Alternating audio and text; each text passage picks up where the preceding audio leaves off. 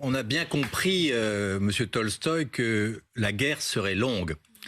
La question que je me pose, c'est comment vous voyez la relation entre la France et la Russie.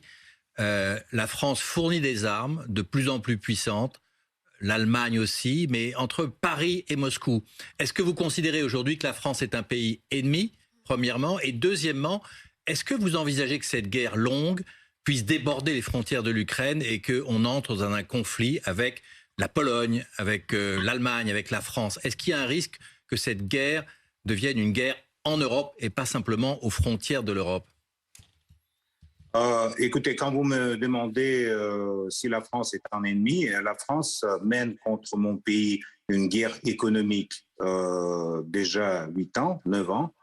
Et la France, comme vous avez reconnu, aujourd'hui fournit aux Ukrainiens les matériaux militaires. Donc, bien sûr, la France, pour nous, c'est un ennemi.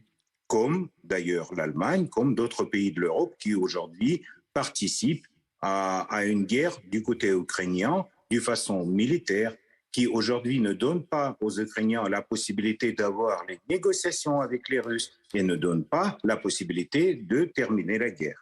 Donc c'est votre responsabilité, c'est pas la nôtre. Ce qui concerne le futur, vous demandez si par exemple cette guerre dure encore 2 ans, 3 ans, 5 ans, s'il ne va pas déborder le territoire ukrainien. On va voir, ça va dépendre de votre participation, de la participation des pays de l'Europe dans cette guerre. Vous allez maintenant donner les chars, après vous allez donner des avions, après vous avez envoyé légions étrangères ou je ne sais pas quoi. Donc, dès que les soldats étrangers seront sur le territoire de l'Ukraine, les soldats de l'OTAN, pour nous, ça serait, comme aiment dire les Américains, une ligne rouge.